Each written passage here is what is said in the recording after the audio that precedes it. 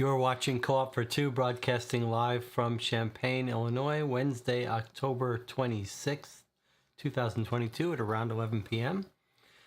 And we are here to play turn 15 of Sherlock Holmes Fellowship of Bones, the play-by-mail game from murdersbymail.com. I have our latest reply here. This may be our finale. I think to recap where we left off, we've been ready to solve this for a while.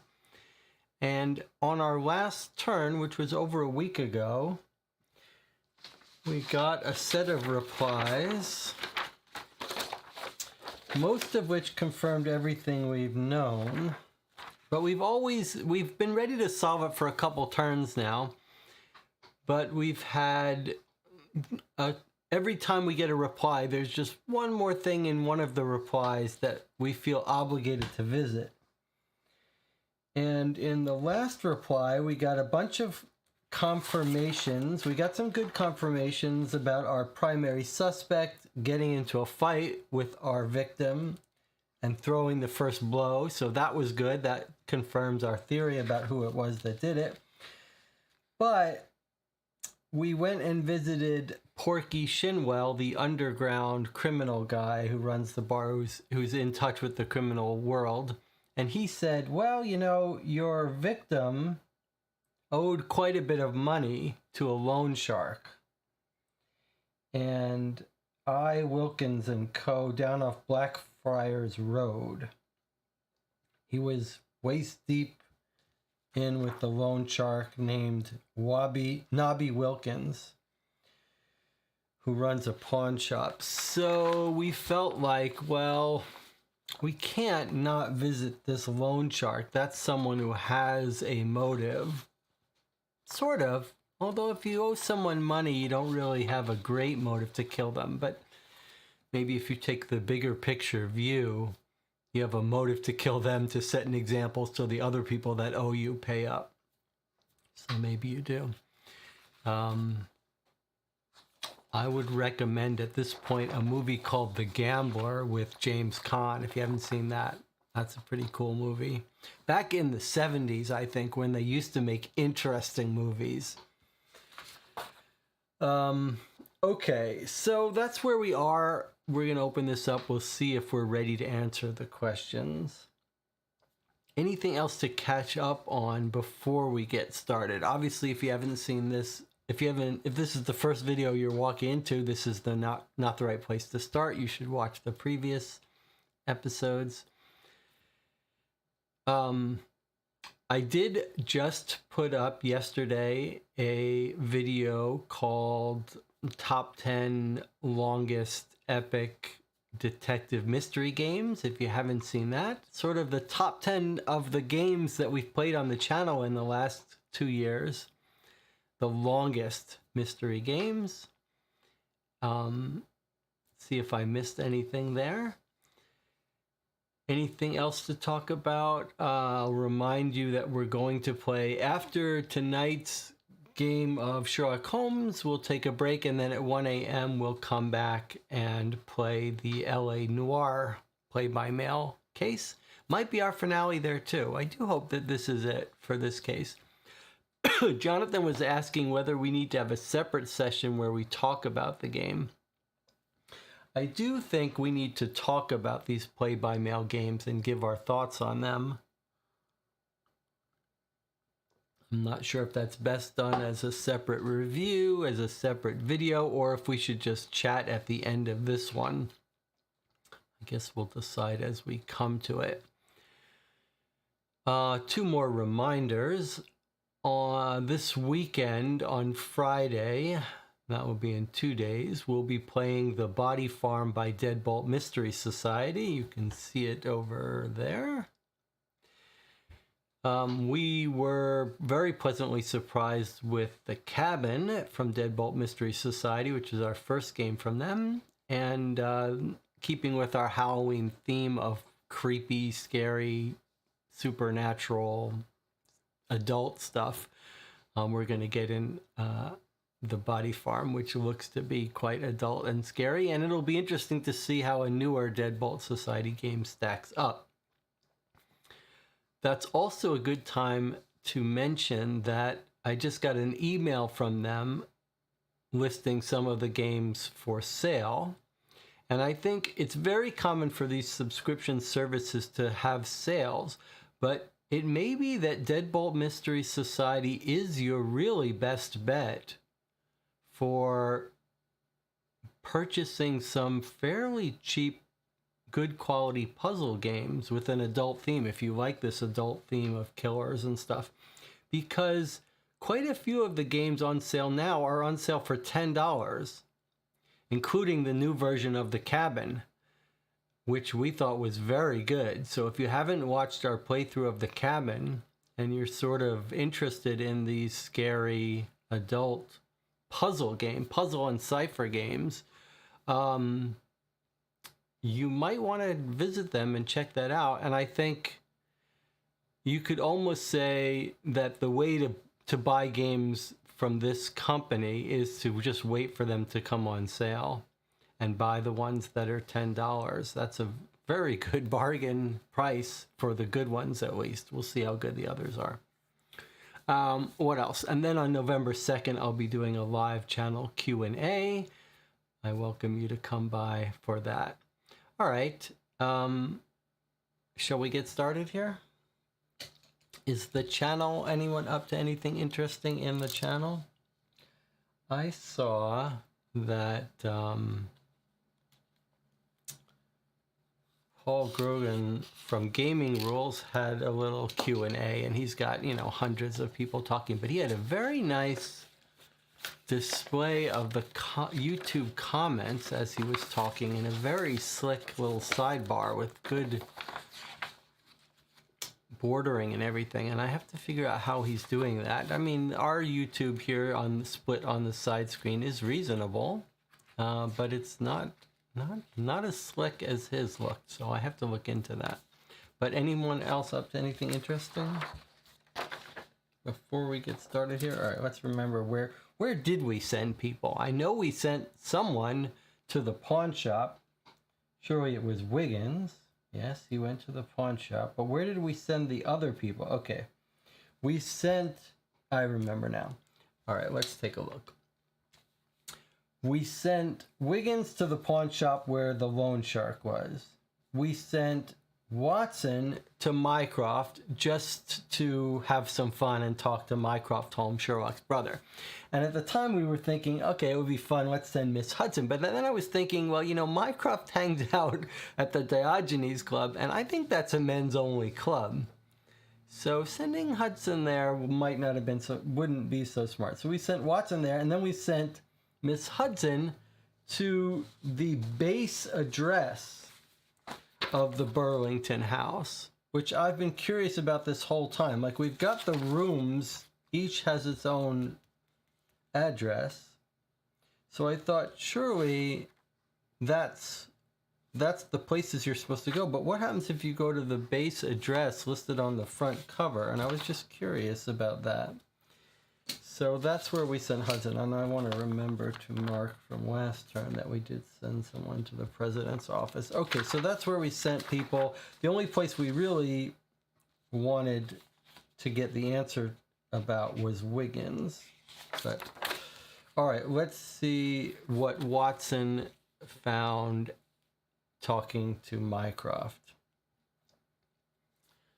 I went to the Diogenes Club to see your brother, Mycroft Holmes. As always, I found myself struck by the uniqueness of the club. It looks much like any other gentleman's club, with rich carpets and velvet drapes.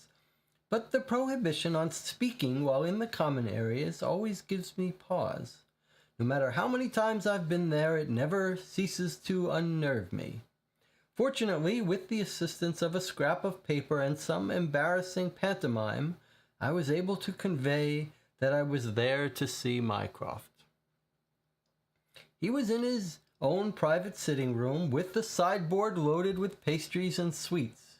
He was filling up a plate when I got there and told me to help myself. He's always been corpulent, but it seemed to me that he'd put on even more weight since I'd seen him last. As a doctor, I'm quite worried about his health, but I know better than to broach the subject with him. Instead, I explained that we're looking into the death of Mr. Edwards, and your brother nodded and chewed thoughtfully.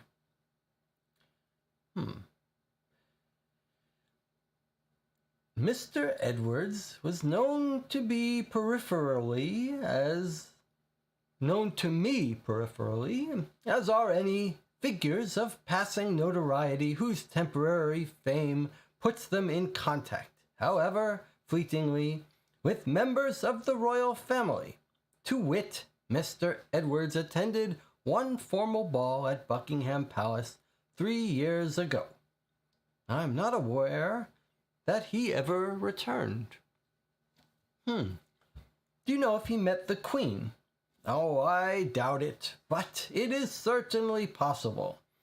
He had no political connections that I know of, though his ephemeral prominence put him in contact with some of the social set.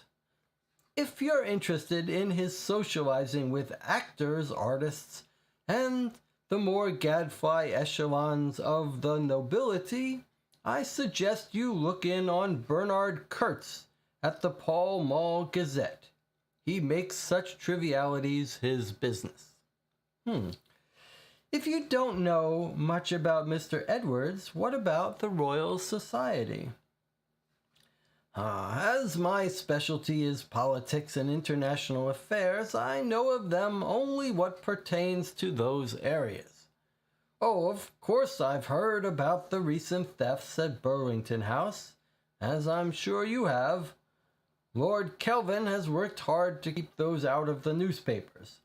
The only thing I can think of is regarding an ongoing diplomatic row with the colonial offices in India. Someone is dumping cut-rate spices into the London market. A king's ransom in saffron was recently found in a crate of rock samples bound for the Royal Society. Though whether or not that has anything to do with Mr. Edwards' murder is more than I can say. Well, you've given me some things to think about. I'll see what Sherlock makes of them. Thank you very much for the pastry. A pleasure as always, Dr. Watson. Do give my regards to Sherlock. Okay, so just a bit of flavor there. However, he did fill us in a little bit he reminded us of the smuggling operation that one of the workers at the Royal Society is running with his son. And maybe he filled us in a little bit more on that than we knew. He talks about people selling spices. They're bypassing the taxes and how they were snuck in a crate of rocks that were bound for the Royal Society. I mean, we knew that this was going on, but we may have forgotten it by now. And this is a good reminder that there really is a side set of crimes going on with smuggling in spices by, I forget which worker it is, and his son. But we believe we've concluded it's not related to our murder. Anna Maria says, yes, this was the janitor with his sailor son. That's right. I'm not sure if we 100% concluded that they were actually smuggling into the Royal Society. We knew they were smuggling because we stumbled right on it, but he was like, yeah, we just skim a little off the top. And now we're told that they're doing a full-blown smuggling operation. But on the other hand, our guy was a con artist, and if he had discovered them, he wouldn't have threatened to reveal them. He just would have wanted in on it. So then I don't think that would get him murdered, right? Like, even if you premise that our guy stumbled onto them smuggling stuff, he wouldn't be like, I'm going to report you. He would just say, cut me in on it, right? I forget if we otherwise ruled out the janitor and his sailor son by time. I have to assume we did. If we really wanted to be sure, we could go back and look over it. Okay, there's another thing that we've been ignoring, is that on each reply we get a chess move, which clearly isn't related. No, I shouldn't say clearly, but we don't believe is related. But you can see these are chess notation moves. One thing occurs to me. What does anything occur to you that on each of our moves we're seeing, each of our replies we're getting a chess move that Watson is sending to Holmes? What are the implications of that? What is the unknown? Anna says, while you're thinking about that, Anna says, the guard saw the janitor getting crates through the back door, so we thought it was related to the smuggling. Yes, that's right. I forget if we eliminated him as being a suspect by time because of timeline, or if we just assumed he wasn't doing it because we got a better suspect. I can't remember that. Jonathan was answering my guess about we don't see Holmes' replies to Watson. Yes, that's true. That's absolutely true. But what I was thinking is, what happens when this game ends? Like, is this giving us a little hint at a clock? Is this, if you played these out on a chessboard, which could be kind of fun, if I was a chess player, I would do it. It's a curious question, but if you played these out, you could probably... Well, here's two moves. It's a move by white and move by black. So actually, we do see Holmes's moves. I'm not sure...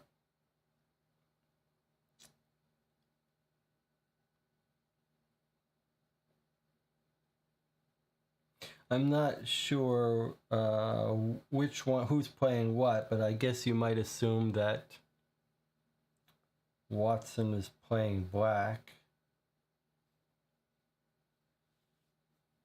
Here's my latest chess move. Yeah, but I think these are two moves here, right? He's saying like king to something 5. I don't know this notation.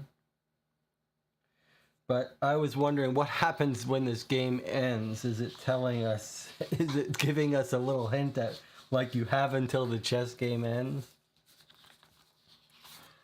All right, next up, let's label this.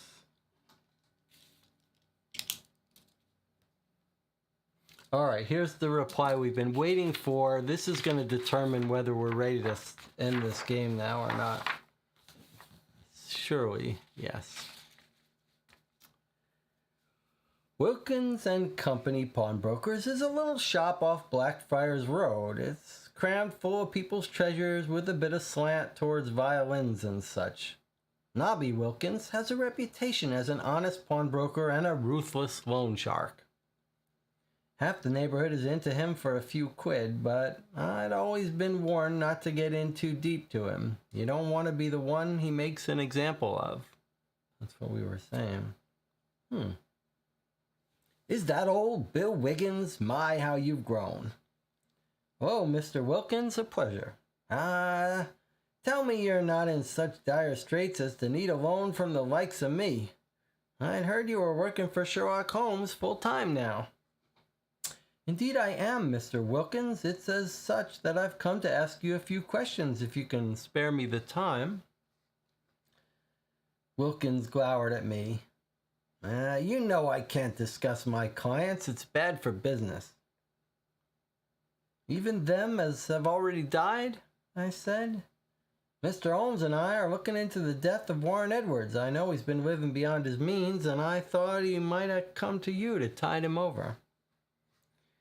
Oh, well, that's a different matter then. Sure, I made several loans to him, a regular if irregular customer, if you get my meaning. Can't say I do. Well, he'd come into town from one of his expeditions, flush with cash, pay off any debt he had lingering with me. Then he'd live expansively for a few months or a year. Eventually, he'd run out of money and take out a new loan. Finally, he'd run off to America or South Africa and leave me hanging. If he kept scarpering, why'd you give him new loans? Because the interest kept running, and he knew not to come back to town unless he could repay. Call it a calculated risk. It always paid off. Well, until this last time, that is. He owed you when he died? Yeah, and he tacked on more last week. Told me he had a lawsuit go against him and he owed £100. I gave him 20 and told him that was an end to it. That was the last I ever saw of him.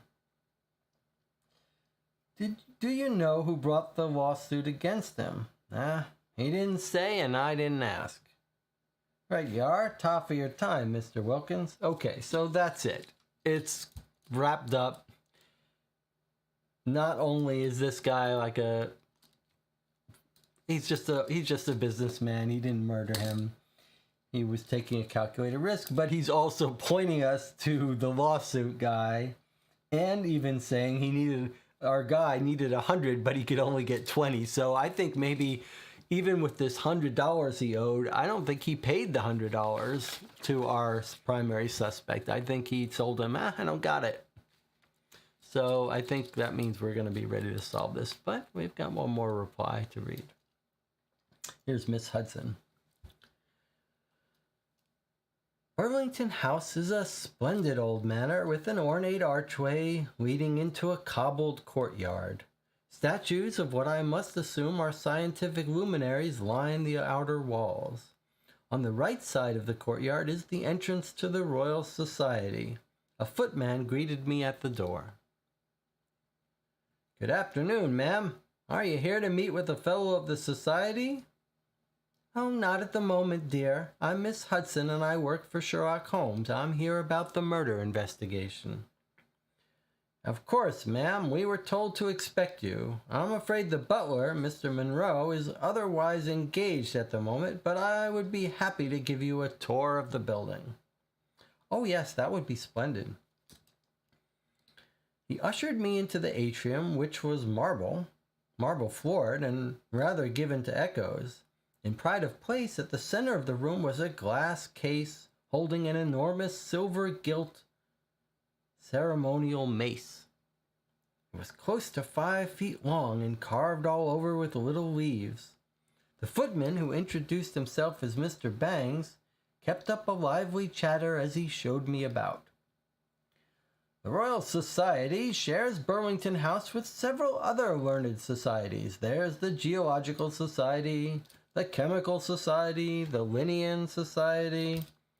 They do a lot with classifying plants and animals, and of course the Society of Antiquities. He produced a small pamphlet with a map of the building and indicated to me where each organization was. Within the society itself, the most notable rooms are the sitting room where fellows meet to discuss their work, the lecture theater, and the library.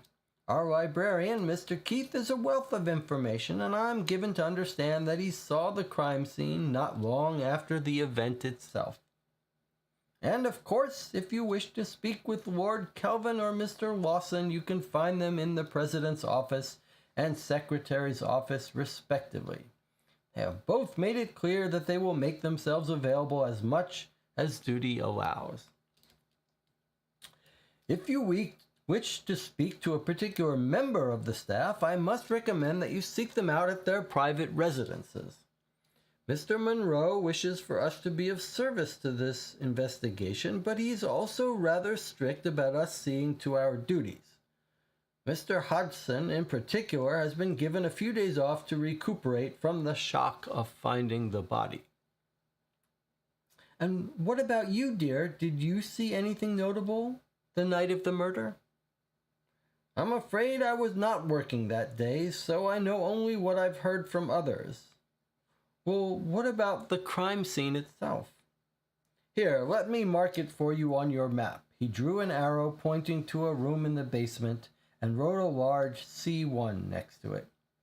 At this point, our tour concluded back at the entrance, and Mr. Bangs excused himself, saying that he needed to return to his duties. Thinking of that silver mace, I realize it's been far too long since I polished the silverware. If you would be so kind as to set it out, Sherlock, I shall attend to it this weekend. All right, so totally useless, but a little bit interesting in that mechanically it kind of feels like I wonder if like it wasn't originally designed so that like only after you go here do you get this. Like it's describing how the person wrote the C1 with the arrow. It's describing how you got this brochure. You got this brochure at this event, at this place.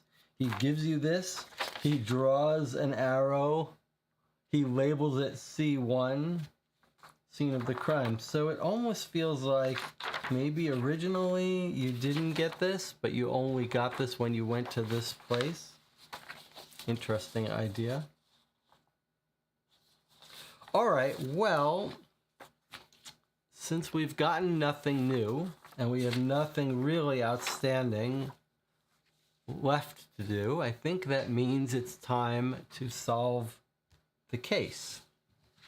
So let us reopen. Remember that we opened this a little while ago, a couple turns ago, the final questions. That's what sort of provoked us to keep going a little bit. And let's take a look at our final questions here.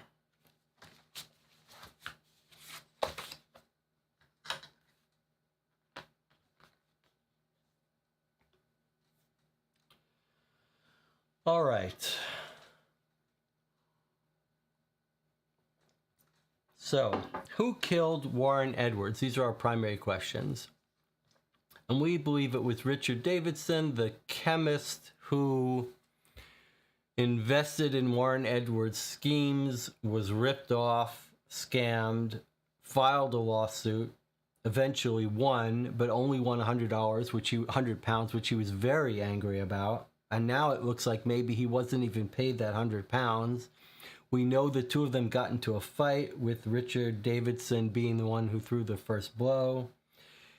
Most importantly, we saw him fleeing the scene of the Burlington house out the back, hailing a cab with blood dripping in the cab. We think blood, we're not sure, but we think blood. Traced him back to his home, where he is now absconded into the country to presumably visit his mother. But everything about him lines up as our culprit. Why was he killed? We think he was killed out of, what would you call it? Revenge, I guess, because our guy's very angry at him for, basically, he didn't just scam him out of a large sum of money, but he ruined him financially. Like, our guy was destitute, taking on work he didn't want, lost his job as a chemist. He just totally ruined him. Anna says maybe Edwards tried to ask, maybe Richard Davidson tried to ask for the money, or Anna thinks maybe he asked him to invest again. But yeah, okay. What crime had Edwards committed? Well, the crime, we know that he's had a life of small cons, but his big con as an adult, in his second life now, he's changed his name, seems to be conning people from these diamond mines, right? That's what we think the crime is. Okay. Secondary questions involve side plots and details you may or may not have uncovered. These are not required, but correct answers will provide additional points. Okay, why did Edwards first go to Australia? All right, so we know that Edwards wasn't his real name. It was Eggert or something, Egmont. He had a brother. he and his brother were always into small illegal conning stuff. And we're told that he tried to steal a cab with his brother. His brother got injured. And because he was injured, he was sent to Millbank prison, I believe. And then Edwards was sent to Australia. I guess that's what they did in those days when you're a criminal and they catch you doing something bad. As a youth, they send you to Australia. So they sent him to Australia to work in some prison farm or something for trying to steal this cab, I believe we're told. And then when he comes back, he's discovered by a chemist who brings him back under a new name to change his life and be one of the upstanding scientist citizens, even though he's really running his scams anyway. All right, so I believe the nature of his youthful misdeeds were running small scams and trying to steal that cab. And then what is Mr. Lawson's secret? Okay, so if you remember, John Lawson, who hired us on the first day of the first intro of the case, was always a bit suspicious, sweating, acting nervously, etc. And we eventually tracked him down and found out he is an opium addict, and he's been stealing. He is the gentleman thief who's been stealing items like cigarette cases and stuff from gentlemen's clubs and from the Burlington house and selling them at a pawn shop to get money to support his opium addiction. All right, so it sounds like we're all in agreement. We don't know how these questions are going to be posed. This is all new to us. It's kind of exciting to see how this works. So let's switch over now to the tablet. And for the first time, instead of clicking move, we're going to click solve. Well, this is exciting. Okay, what case are we trying to solve? Fellowship of Bones. I see. Is it just going to tell us? It's not going to ask us? All right, let's read this. From the diary of Dr. John Watson. Well, Holmes, I said, are we ready to begin? Just a moment more, if you please, Dr. Watson. I've asked the Secretary of the Royal Society, Mr. Lawson, to join us, and expect he'll be along presently, said Holmes. He presented a tranquil and perhaps even triumphant air as he knocked the ash out of his pipe and prepared to fill it again. Gathered in the parlor at 221B Baker Street were myself, Mr. Wiggins, Miss Hudson, and Inspector Lestrade. An atmosphere of excited expectation hung over all of us, for Holmes had promised to lay the entire case bare. Just then the bell rang, and moments later Mr. Lawson appeared, puffing from his trip up the steps. His sandy hair was damp from a late afternoon drizzle. It seemed fitting somehow that the affair should end in rain as it had begun. Ah, Mr. Lawson, said Holmes, thank you for coming. I know you've met Dr. Watson before, and I believe you are acquainted with my associates, Mr. Wiggins and Miss Hudson. A pleasure to see you again, said Lawson. And, of course, the esteemed Inspector Lestrade of Scotland Yard. It's good to meet you at last, said Lestrade, shaking Lawson's hand. Thank you all for coming, said Holmes. I would like to commend my proxy investigators in this case. You have performed admirably, and without your assistance the case would surely have been insoluble. My thanks. You're most welcome, I said. I believe I speak for all of us when I say we were happy to help. Now then, you have all had the opportunity to read the same reports as I have. Let us see how your deductive powers have progressed. Okay, so Holmes is going to quiz us. All right. Dr. Watson, let us begin with the victim. By several accounts, he was a more complex character than the dashing scientist he wished others to believe he was. First of all, in what capacity did he first go to Australia? Anna says, oh no, we're going to get poor Lawson too. All right, yeah, Lawson's in the room with us when we accuse him. Okay, in what capacity did he first go to Australia? And we have a choice. Did he go as a researcher, a jilted lover, or a prisoner? Okay, we believe he went as a prisoner. As a prisoner, I said.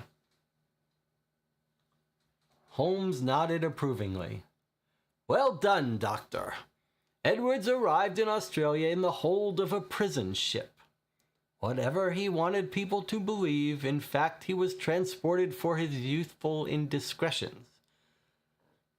Which brings us to the matter of Edwards' misspent youth. His reputation as a man of science and hid a childhood that might be more familiar to Mr. Wiggins here. Warren Edwards and his brother were the scourge of South London. Given your affinity for such an upbringing, Mr. Wiggins, I hope you can tell us what crime got Warren transported to Australia. Certainly, Mr. Holmes, said Wiggins. It was pickpocketing, confidence games, or burglary. All right, so I thought the answer was going to be his trying to rob that cab, but the other thing that we know the brothers were involved in heavily are the confidence games, right? I don't want to click it yet because it seems like the moment I click it, it advances. So let me get confirmation from the channel that you guys agree with me. They were playing all sorts of confidence games, yeah. Okay, everyone agrees. So back we go. And we say confidence games. Certainly, Mr. Holmes, says Wiggins, it was confidence games. Quite correct. Our contacts in the underworld and court records both confirm that Edwards was an accomplished confidence man. Coin Smack, the Fiddle Game, and of course the Spanish Prisoner were all in his repertoire. We don't know what those are. Presumably those are real confidence games that were played on people in the city. There's a movie called The Spanish Prisoner. Maybe that's where that comes from. Maybe that's a long confidence game that you play. His talents at prevarication served him well as he later built his reputation as a scientist. But his history of malfeasance did not end there. Even once he had established himself in the scientific world, he continued his criminal ways. Miss Hudson, with the evidence laid before us, can you deduce what tricks Edwards continued to play right up until the end? I'll try, said Miss Hudson. The man... Okay. Swindled, plagiarized, or stole. Okay, so the term of art we want here is swindled, right? This was his... They're talking about his mines, getting people to invest in the fraudulent mine. So I guess swindled is the right word. Swindled seems like a pretty generic term for getting people out of their money. Okay, Miss Hudson says, I'll try. The man swindled his colleagues out of their money in the most disgraceful manner. Well done, Miss Hudson, said Holmes. He was indeed a swindler. Wherever he traveled in the world, Edwards always found some scheme that promised to enrich investors. Investors who invariably found themselves impoverished instead. Shares sold in the non-existent diamond mine in South Africa and equally fictional opal mine in Australia were worthless. No doubt this latest fossil hunting expedition in Wyoming was a similar scheme for self-enrichment at the expense of his marks. "This is all well and good, Mr. Holmes," said Lestrade, "but the victim is not the one we're trying to apprehend. What bearing do his misdeeds have on finding the killer?" Your point is well taken, Inspector. The motive, indeed, lies at the heart of this case. Surely you can guess it by now. Dr. Watson, would you be so kind as to enlighten us? "Certainly," I said. "It all seems quite plain. The motive for Edward's murder was jealousy, religious fervor, or revenge." Okay, so revenge is our catch-all answer that we're using for what Richard Davidson wanted revenge on this guy for financially ruining him. All right, everyone's agreed? Yes, okay, here we go. "Certainly," I said, "it all seems quite plain. The motive for Edward's murder was revenge." "Indeed, well done, Doctor," said Holmes. "The killer lost a great deal of money in one of Edward's failed expeditions and was driven to exact revenge." "Yeah, but who, Mr. Holmes?" said Watson. Who killed Warren Edwards?" "Mr. Wiggins, will you do us the honor?" said Holmes. "It would be my pleasure, sir. The murderer is..." Okay, is it Sir John Young, Martin Cavendish, Charles Stewart, or Richard Davidson? So just to remind you, those first three people are all fellow scientists in the society. One is the doctor who found him, and the other two of them are people he got into fights with previously. And there's our real chief suspect, Richard Davidson, at the bottom. It is interesting that the janitor and his son aren't on that list at all.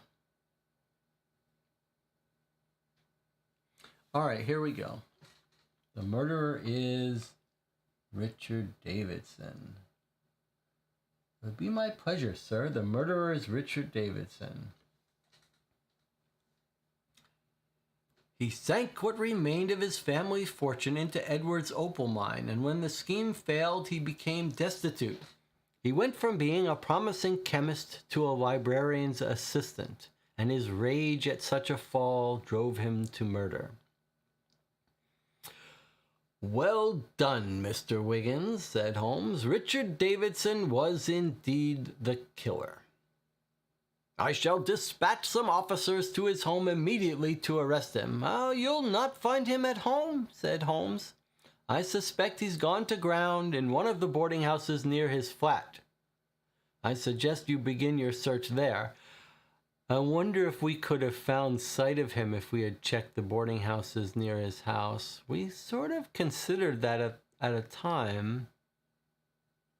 That's really a shame that maybe we could have found him. I wonder." "Well," said Mr. Lawson, "that seems to have sewn things up tidily. Lord Kelvin will be anxious to hear of the resolution of this case, so I'll take my leave. My most sincere thanks. Goodbye. See you later." "Oh, there's one more thing we need to attend to first, Inspector." "May I suggest you clap this man in irons?" said Holmes, pointing to Lawson with the stem of his pipe. "This is preposterous. What on earth are you on about?" said Lawson. "Your nervous demeanor on our first meeting made me suspicious, and I decided to investigate further. I quickly eliminated you as a murder suspect since you were absent from the Royal Society at the time of the murder. Instead, I uncovered a more banal secret.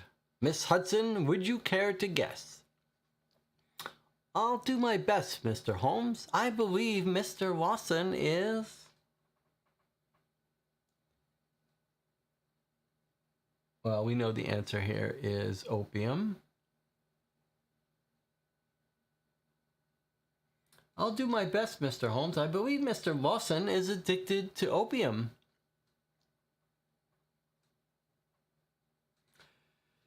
"He's been seen going into an opium den in Chinatown." "Well done, Mrs. Hudson. Not only that, he's engaged in both embezzlement and petty theft, at the Royal Society and his gentlemen's club to feed his addiction. Mr. Lawson hung his head in defeat. It is as you say, Mr. Holmes. I am more ashamed than I can say. If we had gone to the bank, we may have discovered that he was embezzling. Although it's a little... do you have to embezzle and steal? Doesn't one get you enough money? If you embezzle, you wouldn't think you'd have to steal cigarette cases, but okay. Lestrade called out to a constable outside the door, who led away the red-faced Mr. Lawson. Holmes sat filling his pipe with a triumphant look on his face. "I can't thank you enough, Mr. Holmes," said Lestrade. "Without the aid of you and your helpers, I doubt we would have brought this case to such a successful conclusion." "Nonsense, my dear Inspector. I'm sure you would have muddled your way through somehow. But I was most glad to be of service. It made some of the heavy hours of my convalescence pass more easily. And more importantly, it has confirmed my belief that Mrs. Hudson would be an able investigator. My thanks again for your efforts." "Oh, Mr. Holmes, you are too kind," said Mrs. Hudson. "And also my many thanks to you, Mr. Wiggins. It's been gratifying to see the strides you've made in deduction, if not in penmanship." "Pleasure to be of service, Mr. Holmes." "And now, Watson, if you would be so kind as to set up the chessboard, I think I may be warming to this game." But we have not yet finished our last game.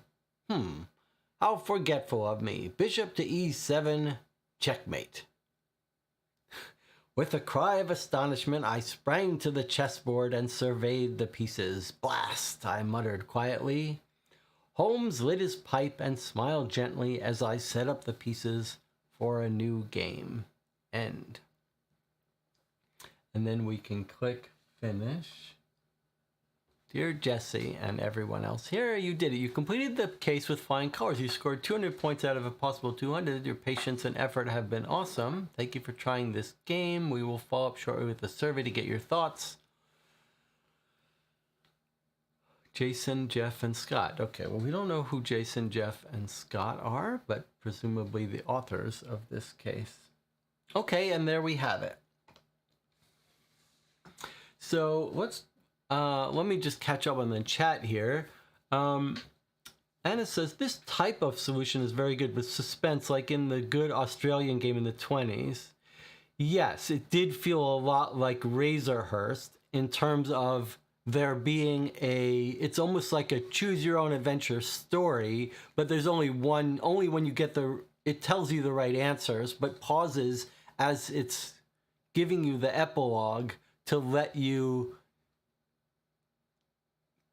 advance it by getting the right answer. And I agree, it is a very satisfying way to end it, because you're getting like a story, but while the story's going, you get a chance to sort of move it along by giving the right answer, which then the characters act out as if it were just a natural part of the ending epilogue. I agree that this is a very satisfying way to do it. The only thing that's a little tricky about this, that Razorhurst actually had a workaround for. The only thing that's a little tricky about ending like this is that your answers to the first question sort of constrain the next question. So, like, by the time you say that that Mr.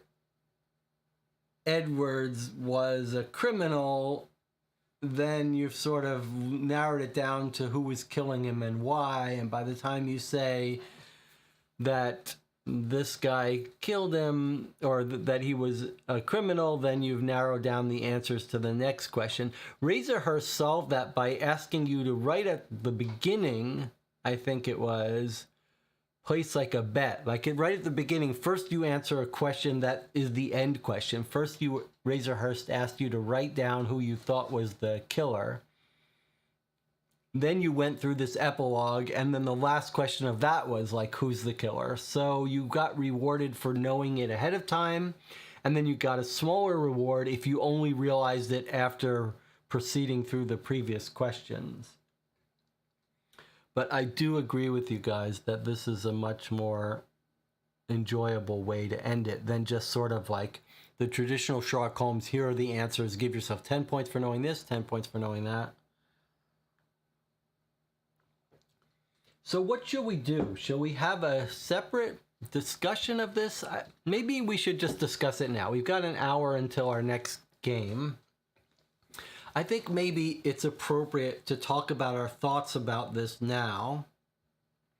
And then maybe I'll do a standalone review of these games separately. So let's talk about our experience with this case. It is interesting that we basically got a 200 out of 200 score. I thought it was going to give us a score based on how long it took. And there was an interesting thing. There was a discussion about, our guy said, well, you'll probably find him in one of his flats around his house. And I think that makes me sad that we didn't check around the boarding houses around his house. If we could have found him, then it makes you wonder if maybe the score shouldn't have been a little more fine-grained and really tested us on some more narrow questions. Like, if you could have found him in a boarding house near his house, which would be a reasonable thing that we could have checked for. Although with this play-by-mail, you don't want to spend too much time just shooting in the dark. If this was a traditional Sherlock Holmes case, we probably would have scanned around there and scanned the train stations and stuff. But because of the long delay in getting replies, we didn't want to waste our too much time doing shot in the dark stuff. So that's maybe another trade-off of these play-by-mail games. It sort of discourages you from trying things that you judge to be not super likely. Jonathan says, it might have been more enjoyable if we could type some solutions instead of just choosing from a list. Yeah, again, this gets to this idea of the questions could have been harder, more intricate. Like, these were just the questions necessary to advance the story, and it was a fun ending scene. Felt very Sherlock Holmes. But it might have been nicer if, like, for example, we noticed at one point when it said who killed him, there were like 5 choices, and it was interesting that the janitor and his son doing the smuggling weren't asked. In fact, they didn't even come up in the questions, and that's a little odd. Like, why wouldn't the game test whether we understood the smuggling? That's a little strange.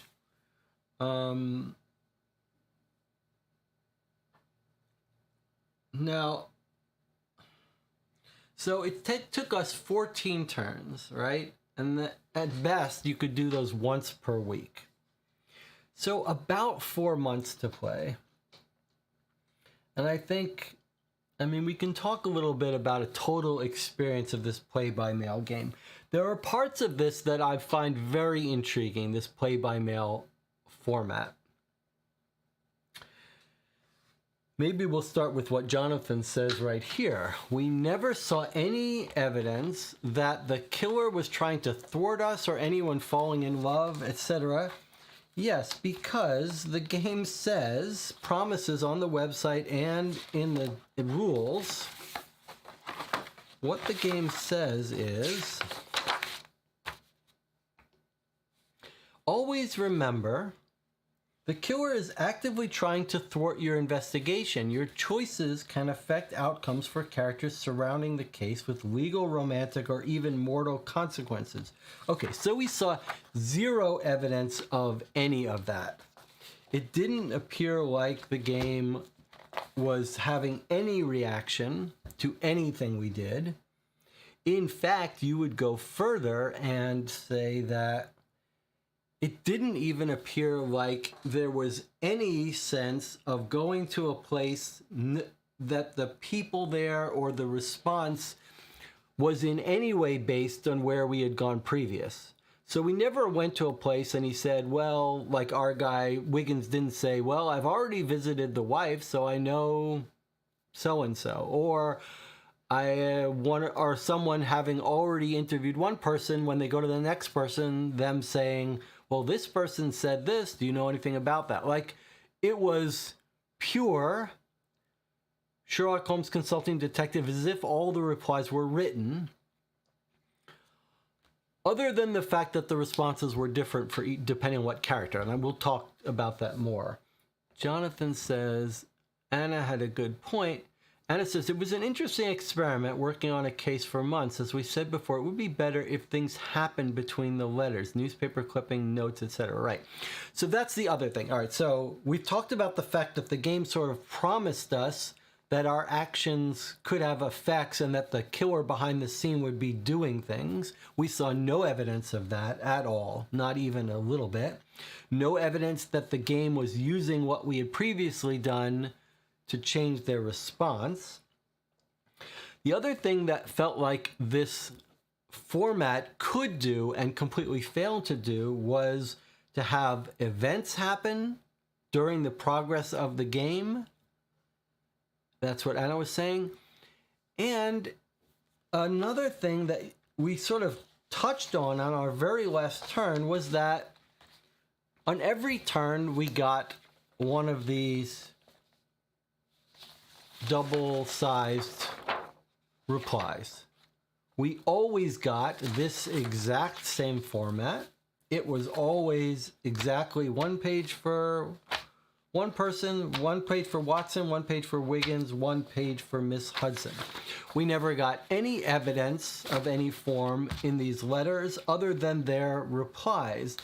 And the very last reply almost sounds like it was set up so that going here, Miss Hudson, who tells us the guy gives us this brochure, we ask where the murder was, and he annotates it and says, I'll put an arrow and label as C1. It almost feels like what it should have happened is when you go to the Burlington house, that's when you get this.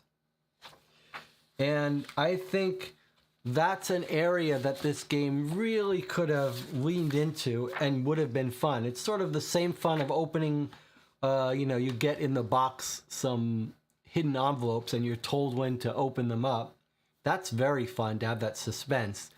But the suspense of totally not knowing what's going to arrive in the mail would have been even better. And you could imagine a game where, like, when you somewhere in the midpoint you stumble onto something and you get like a big folder of the criminal records or whatever. You can imagine like a document dump cold case game where every once in a while in the mail you get a big stack of letters. That would be exciting, or a box with something physical in it. And that's sort of a shame that it didn't do that. And then actual events. This is, again, described as a case that's happening in real time. So we could have had real events happening. And maybe that does tie in to the fact that it's a very small scale case. I mean, Jonathan says, for this case in particular, I think it started a little dry and overwhelmed with names at the start, but overall I think we followed some red herrings with this one more interesting by the end. Talking about the comparison. Well, here's what I think about that though. I think like this game that we played over the course of 4 months was essentially in scope and text a normal Sherlock Holmes consulting detective case, right? It wasn't longer than a normal case. It was about the same number of clues we would get in a normal case. The sort of sweep and arc of this case and the side case and everything was a normal sized Sherlock Holmes case. And I think that's a bit of a shame, because you expect something more. For a 4-month case, we needed something with some additional twists and turns and events. We needed something meatier to sink our teeth into. And the fact that we essentially got a very standard Sherlock Holmes case very standard in every respect. Just a completely standard level mystery, standard level of length of text. Everything was completely standard. You could have packaged this as a Sherlock Holmes consulting detective case game, and you wouldn't have to change anything. And I maybe that is like hitting home on the critique here. There is nothing about this experience that is really different than as if this were a Sherlock Holmes consulting detective case. The only thing that's different is the fact that you can choose who to send to each location. Now, this is a very fascinating element to this game. First of all, we need to give credit to the designers of this game, because that may not have ever been done before. This may be the very first time someone thought to let you choose to have a game where you've got 3 people you can send to different places, and you can choose on every turn which one to send where. That is a pretty brilliant idea. And it obviously required quite a bit more work on their part, because for every location on the map that you could go, and you can see we went to a lot of them, and then there's a bunch of allies that aren't here on this map, and there's some at the end we didn't write down. They didn't rewrite the clues completely. It's clear that most of what you would learn at every place is identical text. But there are little elements, little sentences and pieces here and there, depending on who you send. And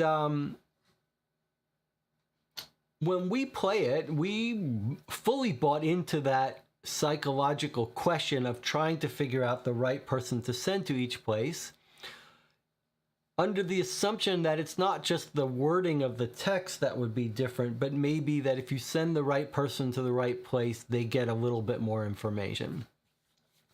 That's like a little gamey element, but in many ways, that's sort of like exactly the right gamey element that you want with this kind of game. Right? I mean, it's very hard to make these Sherlock Holmes mystery type games to add gamey elements to them, because the easiest way to do that is with a time limit, and that's very unsatisfying. But the idea that, okay, you go anywhere you want, but you have to choose which of these 3 people to send, and there are occasional moments where you're like, oh, let's be smart. Like Wiggins has a history of being an actor, so we send him to the actors. But I think we would probably agree that, much like everything else we've talked about, it's more of a missed opportunity here than anything else.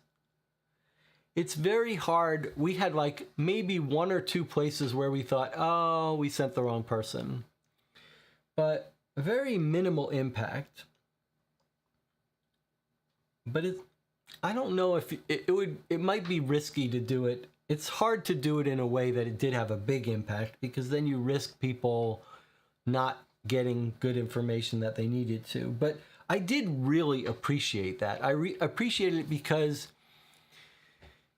in some ways it represents the kind of psychological choice that I think should be more present in these games. It's almost like it didn't have a real impact in the nature of the game, but it did impact sort of the text and the flavor and the story we got. And for a game like that, that's a big deal. And so I think it was fun for us to chew on who to send where, and then get a reply that was slightly customized for that. And I didn't know that that's how this was going to work going in, and I did think it really worked well. And just as a sort of premise that you're taking 3 choices per week, per submission, is very clever. Because if you're only doing 1 move per turn, and then waiting a week for it, that would be frustrating. But getting to do 3 felt right. And the fact that they all changed their reply based on who you sent, I really like that. I think that's very clever, and I'd like to see more of it. I just wish they had leaned into the play-by-mail stuff more. And the opportunity to make use of that, to make it so that if you know some information and you go somewhere, you ask someone about something, then we would have to start thinking, like, what's the right order to go places so that we can confront people. Map is great. I mean, it's basically Sherlock Holmes Consulting Detective. It's just we wanted something more. I think if you're going to make people play for 4 months,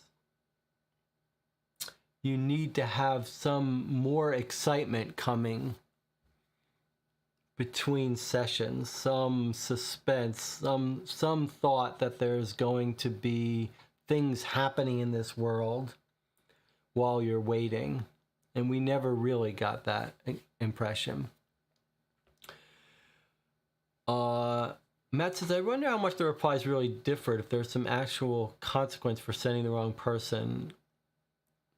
Yeah, I did not get the impression that it really made much of a difference, just a tiny bit. Jonathan also makes another point. We never really got any write-in locations added to the map, which could have been fun.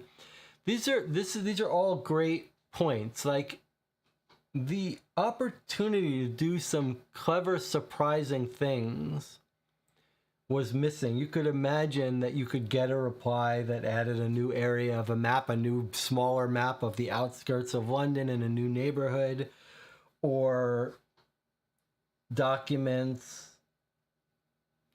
Yeah, so I mean, once we realized that was never going to happen, it sort of took a bunch of the wind out of the sail here. I think, I mean, maybe we should also say that I said that this was a very standard Sherlock Holmes Consulting Detective case. But I think it's probably a little bit worse than that. This was an easy, fairly simplistic standard Sherlock Holmes Consulting Detective case, right? I mean, it's not just that this was the scope and length and size of a great Sherlock Holmes Consulting Detective case. This was the scope and scale and size and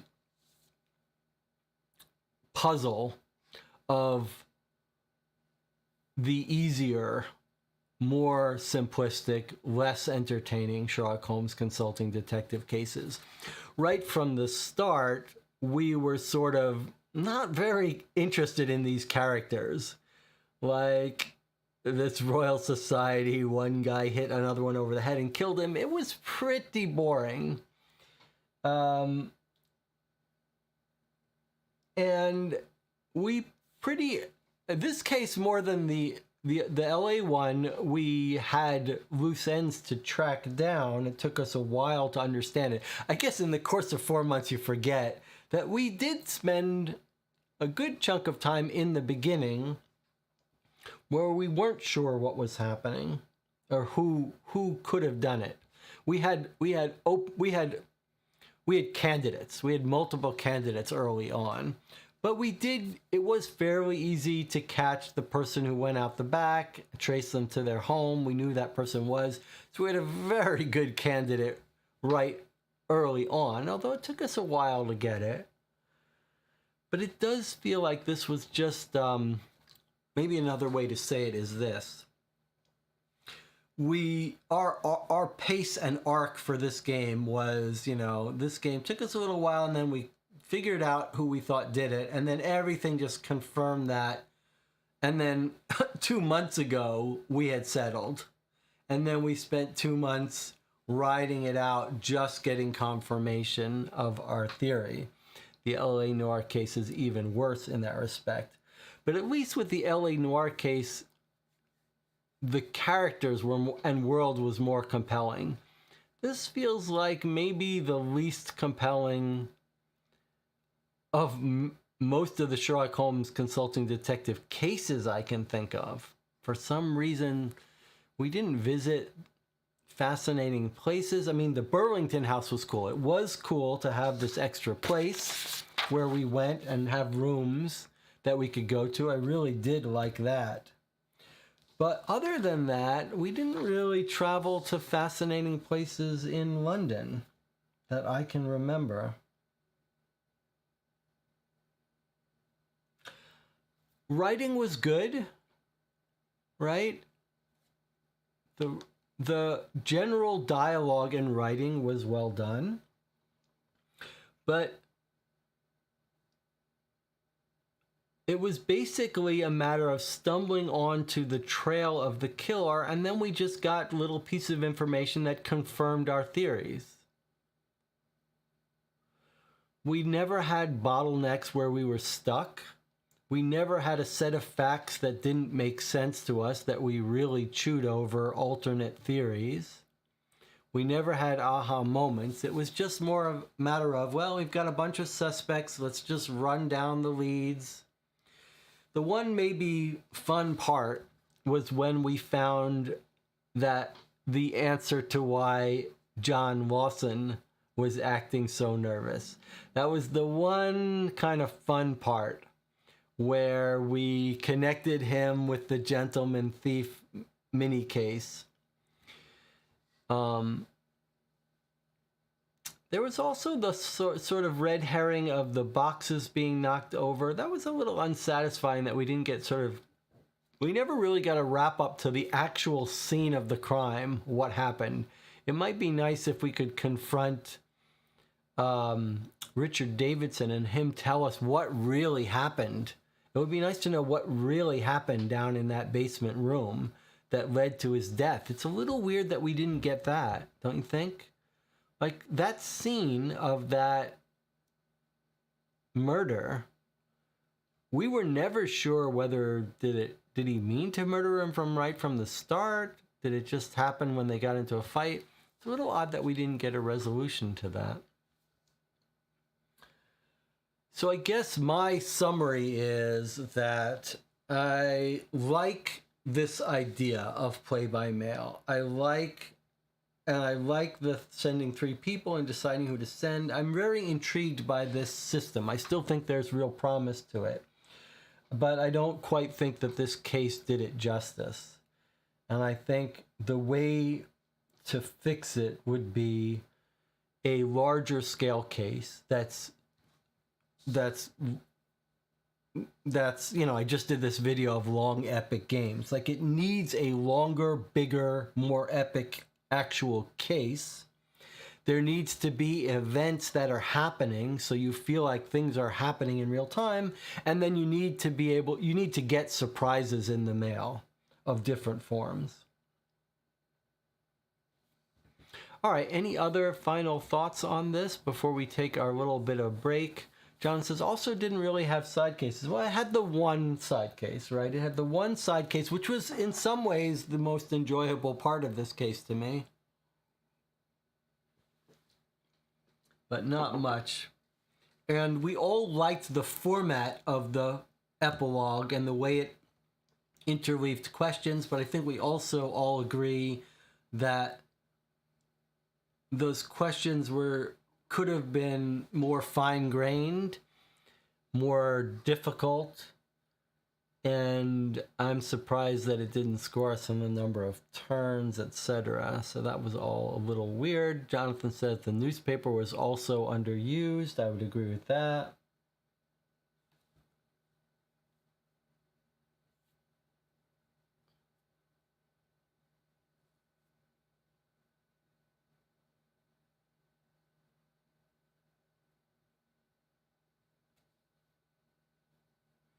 What about the writing quality? What did you guys think of the writing quality of the dialogue between the 3 people? I know Anna Maria was objected right at the start of this that Miss Hudson was out there investigating. But Holmes seemed to acknowledge that. He was like, I was curious if Miss Hudson could do it, and she did fine.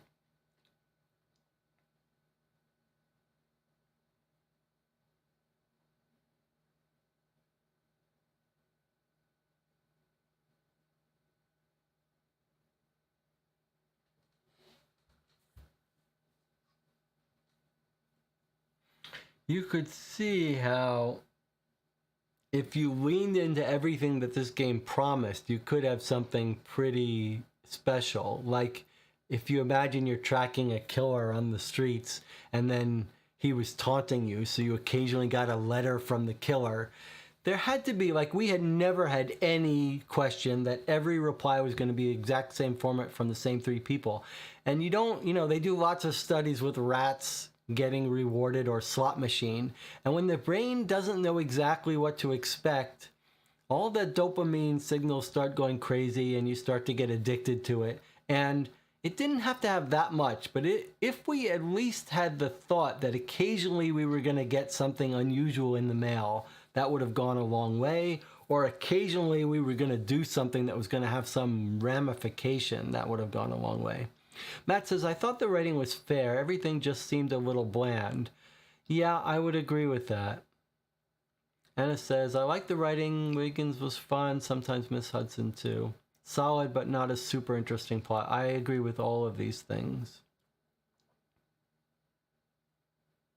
Sort of solid, capable, a little bit bland.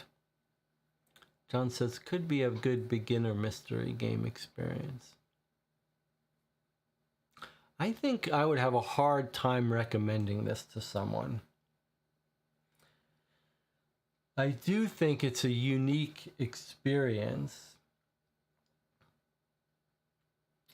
but mostly you're waiting. Now, I did really like that we could review the prior replies. I think I talked about that before, but I didn't talk about it here in this wrap-up. Normally, when you play Sherlock Holmes Consulting Detective, you're jumping around in all these paragraphs. And when you get to the end of a long case, it's hard to remember everything you've read or recap it. Whereas there's something very satisfying about when we played it, being able to go back and say, okay, here's where we learned this, and then next week this happened, and the next week this happened, and where did we learn this? Okay, this is where we learned he had a brother. We did have a fun moment, actually. Now I'm remembering. I mean, my memory's not that great, so I am remembering. We had a fun moment where we were sure he had a brother and mother, and we couldn't find them. That was pretty cool, actually, how he changed his name, and we eventually tracked them down, and we almost gave up, but we didn't. So there were some interesting parts in this game, and you could say that you could blame us for some of it. Like, if you overstay your welcome, then maybe it's not surprising that at the end you feel like it was a little bland, because maybe we should have tried to solve it 8 turns ago. Not 8 turns ago, but maybe 4 or 5 turns ago. But I mean, I would love to see more of these play-by-mail games. I just think they need to do a little bit better at presenting a unique, making use of the unique features that they have available, and maybe faster turnaround for the letters. It took us a week, and if the mail actually takes 3 days, it means they're just batching replies so that by the time you send something in, it doesn't get mailed out to you. It's clear it's just printed out on a large format printer. But maybe for this kind of game, it's important that you turn that around as quickly as possible.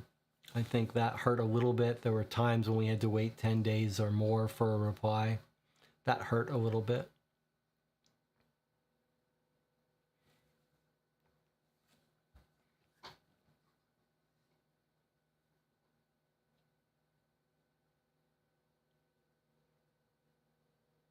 Any other final thoughts? Otherwise, we'll stop here. And I'll see you in a half an hour for our LA Noire playthrough, where we may very well have the finale of the LA Noire as well. John says, the waiting might not matter as much if you're not playing with a group. Yeah, I mean, maybe if you're not playing on YouTube and you you've got a real life. Maybe it doesn't, and you don't have to set up for each game. Maybe just getting a reply in the mail and spending a half an hour figuring out your next moves and then mailing it and forgetting it and not caring when a reply comes. Yeah, I mean, you could also, maybe you could add all those things Jonathan is saying together and think this could be a fun gift for someone who's not a super mystery person. You could imagine sending it to someone and say, like, I've bought you this game. It's all paid for. You know, you just read it, pick some place to go, send it in, and at your leisure, work on it. And maybe you'd get a reply and you wouldn't even try to do it for a week. Maybe it would just, that letter would sit on the shelf for a week and occasionally they'd pick it up and do it. And because it's on the easier scale, you could see how this might be a fun gift for a relative that was not super into these mystery games, didn't have much experience. There weren't lots of super tiny hidden details to pick up on. So I think, and the fact that they can just keep rereading those previous replies and there's no pressure to finish it. And maybe it would be good as a solo game because of that. It is going to be harder to play as a group because you have to get together each time a new reply comes. But yeah, so maybe this is like a good game for a solo player who doesn't have much experience with these kinds of games, who wants a fun experience and likes getting a letter, right? Because you get 14 different letters in the mail over the course of 4 months. That's kind of a fun idea. Matt says this kind of format almost seems more suited to a kid, where it's exciting to get letters addressed to them. That's an interesting idea too. It's not, the themes aren't really adult. I mean, he got hit on the head and killed, but it's a very low gore, low, yeah, I wonder. Or a kid with an adult, like a parent and a kid working together on it. I think we've come to a good target audience for this.